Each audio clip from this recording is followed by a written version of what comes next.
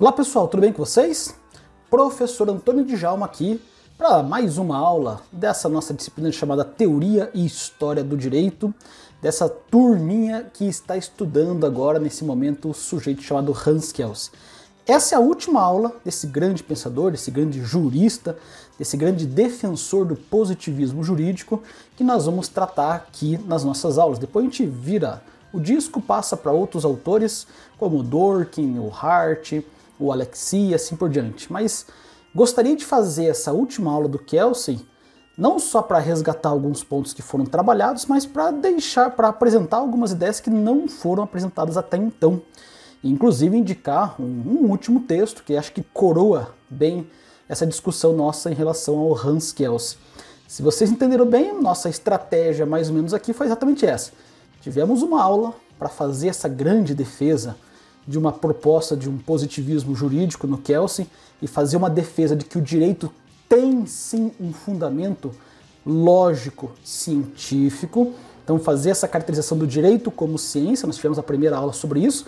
Gastei aqui alguns minutos e indiquei para vocês alguns textos que vão nessa linha. Depois falamos propriamente dito da famosa teoria pura do direito.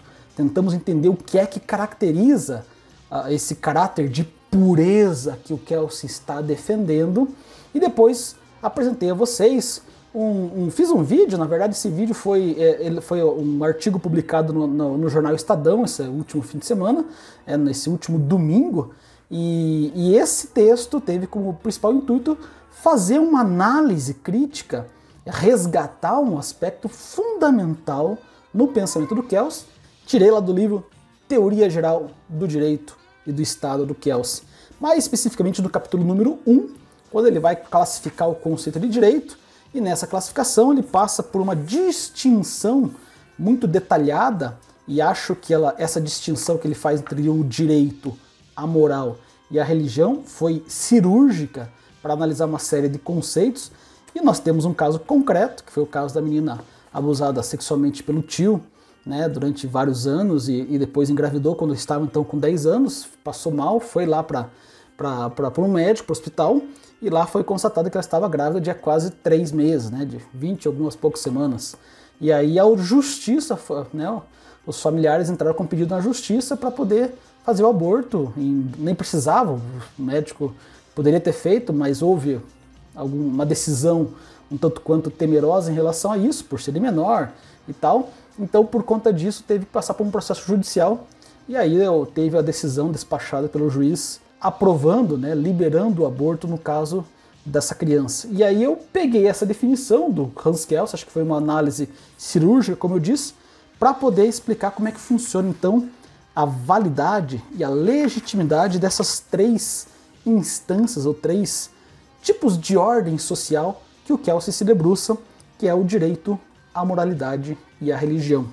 E daí fiz uma defesa, obviamente, espero que vocês tenham entendido, visto o vídeo, entendido. Se não viram, leia o artigo lá no Estadão, só clicar lá, direito, moral e religião, e vai, Antônio Djalma vai aparecer, acho que deve aparecer no topo ali, que é algo recente. A problemática é exatamente essa. Como é que a gente pode pensar então essa distinção no pensamento do Kelsen entre o direito, a moral e a religião? Aí esse foi o intuito do nosso vídeo passado.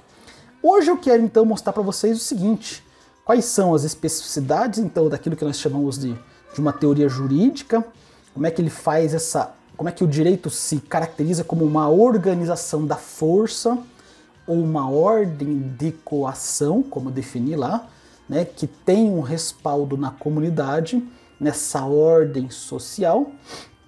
E ele vai se utilizar aí de alguns aspectos, né, voltado especificamente para a noção de uma validade do direito. Validade essa que não se deve a fatos políticos ou sociais, ou até mesmo religiosos, mas se deriva sempre de uma outra norma que é superior, e no caso de um caso concreto, né, o juiz seria o representante dessa lei. Então veja, há um escalonamento de regras, na qual uma norma só pode depender de outra norma. Nessa famosa pirâmide desse ordenamento jurídico, o Kelsen estabelece que, mas e as nossas leis máximas, as nossas leis régias, as nossas constituições, elas derivam também de uma outra norma? Sim, deve derivar daquilo que ele vai chamar de uma norma hipotética fundamental.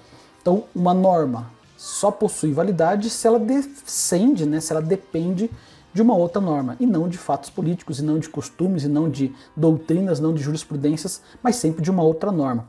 E atrás da norma fundamental tem o quê? Daí tem sim a vida social, a política, mas Kelsey não se debruça especificamente sobre isso. Né? Não vai gastar tempo, porque isso faz parte de outras instâncias que não o direito.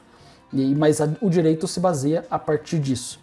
E aí a teoria pura reputa como válida qualquer ordem jurídica posta, pois a norma fundamental não é e nem pode ser questionada, porque é dela que provém essa segurança jurídica que os positivistas tanto desejam, almejam e defendem. E aqui vem um problema no pensamento do Kelsey, o problema da justiça, como a gente já viu aqui também, né? E nessa problemática em relação ao caso da menina de 10 anos, minha tentativa foi exatamente de demonstrar para vocês como é que o Kelsey então lida com esse tema da justiça, se foi feita justiça ou não, e ele não está muito preocupado em relação a uma justiça do além-mundo, mas sim em identificar nessa percepção de que o direito cumpra com o seu propósito, portanto tem a sua validade, e essa validade que é resguardada por esse ordenamento, que depende sempre de uma norma acima dela, mas há formas, e ele cria um método, na verdade defende a criação de um método para poder utilizar, para que o juiz possa utilizar em casos de lacunas, em casos de conflitos, em casos de problemas onde a lei não está muito clara. E aí ele vai dizer que há duas formas hermenêuticas específicas, pelo menos no pensamento do Kelsey, uma interpretação que a gente pode chamar de uma interpretação autêntica e uma outra interpretação que seja uma interpretação doutrinária. E aí ele vai propor esses dois tipos para dizer o seguinte, que a interpretação autêntica ela é aquela feita por meio da autoridade juridicamente competente para aplicar a norma jurídica. O juiz, por exemplo, quando prolata uma sentença, ou o ministro de um tribunal, ele está diante de uma interpretação autêntica, porque é ele que tem, de fato, a autenticidade, o caráter legal para poder fazer essa aplicação. Não tem a ver com correção, com acerto ou com justiça. Veja, o juiz poderia até ser um sujeito cristão e entender que nesse caso da menina de 10 anos, ele fosse um ferrenho defensor da vida em qualquer circunstância e que ele nunca abdicaria no campo da vida privada de defender esses valores.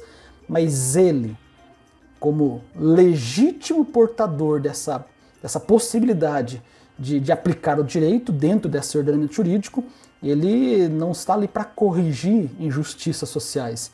Ele está ali para aplicar a regra e o procedimento, portanto fazer uma interpretação autêntica.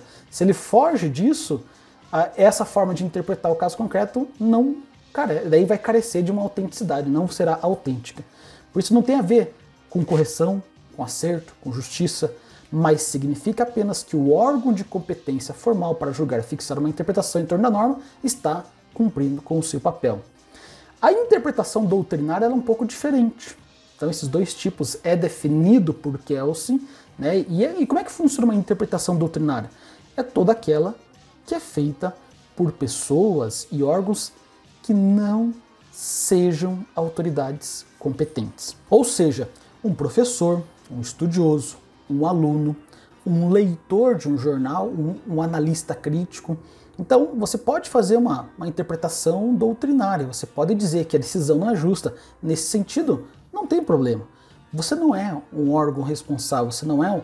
Então por isso que eu diria, as religiões, os defensores dos movimentos sociais até estariam dentro da sua proposta, né, de fazer crítica, de fazer barulho, de fazer a defesa dos seus direitos. Talvez desrespeitar a outra parte e xingar juiz, médico e criança e assassino seria um pouco de abuso disso, né? Mas fazer uma análise crítica e se posicionar contrária faz parte de um jeito de interpretar um caso concreto como esse.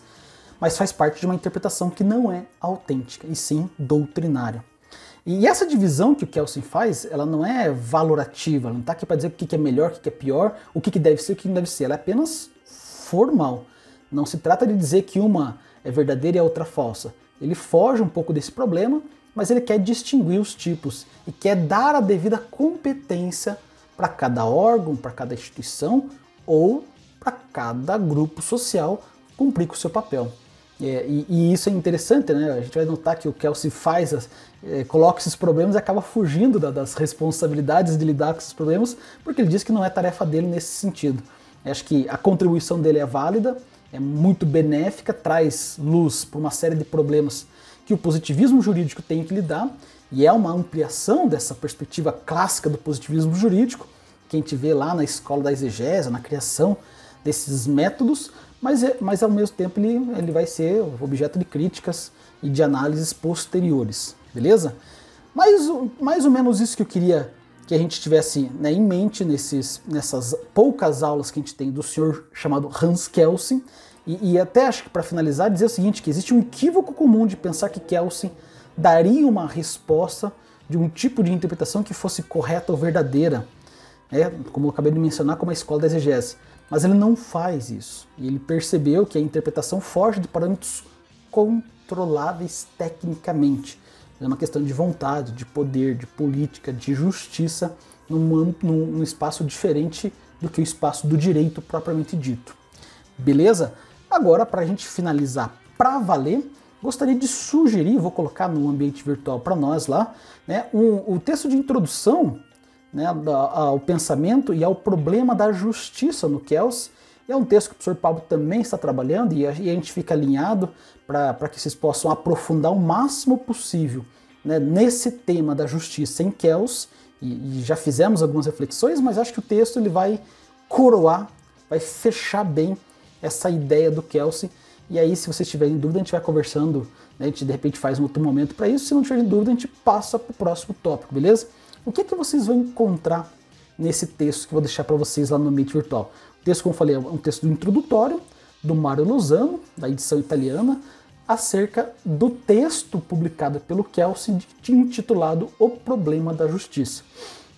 Primeiro, o Mario Lozano vai fazer uma caracterização das origens do ensaio kelsiano sobre a justiça, vai pontuar que esse problema já aparece na teoria pura do direito, aparece com menor ênfase lá na teoria geral do Estado, do direito do Estado, mas na teoria pura vai aparecer, né, com um capítulo exclusivo em relação a isso. Inclusive deixamos indicação aqui para vocês.